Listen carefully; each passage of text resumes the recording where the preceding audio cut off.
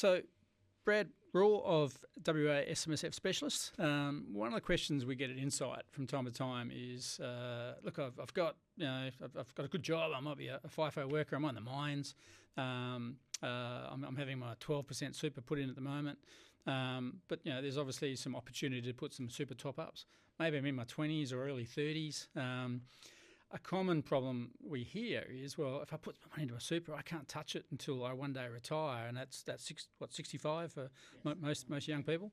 Why would I consider putting a top up into super, knowing that possibly I can't touch it, but it's still my money? Why would I still do that? Versus say put it on the mortgage or investing in something else. What are the advantages of putting more top ups into super earlier on?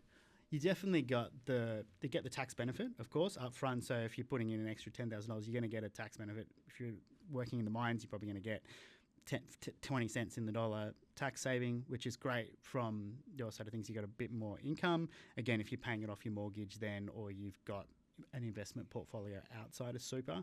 The other thing of putting it into super, you've got a longer period of time for that money to be invested, and it's going to be probably most likely, depending on if it's sitting in, say, your retail super fund, it's going to be compounded. So putting $20,000 in when you're, 30 years old rather than putting it in at 40 years old, you've had 10 years where that's been invested, and we know in the long term with super that compounding can be quite significant in retirement. There's a lot of tables out there where you see if you put in even $50 extra a week, suddenly in your retirement can be an extra $100,000. So it really comes down to, just because you think you can't touch it for 20 years, that's also a good thing, because it also means that when you retire, you might be able to retire. You can retire at 60 at the current rules. So you might go, well, actually, I don't want to work to 65.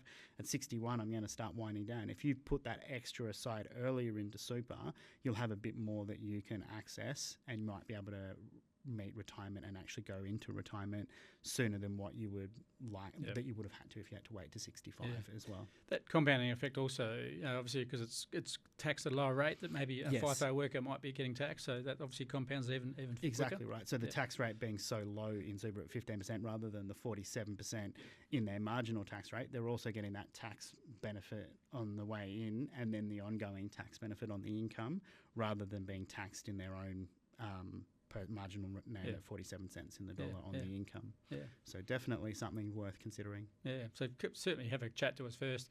Our even external advisors, licensed advisors that we use, often commonly get the question, do I put money into super versus pay the mortgage off? Whilst that might be specific investment advice, so a little bit of a disclaimer there. But certainly for a younger person thinking of putting money into super, there are definitely some benefits to consider. Could be a combination of the two, putting some into super, still putting investments into other things in personal name. So please have a chat to us first is probably the key message there as well.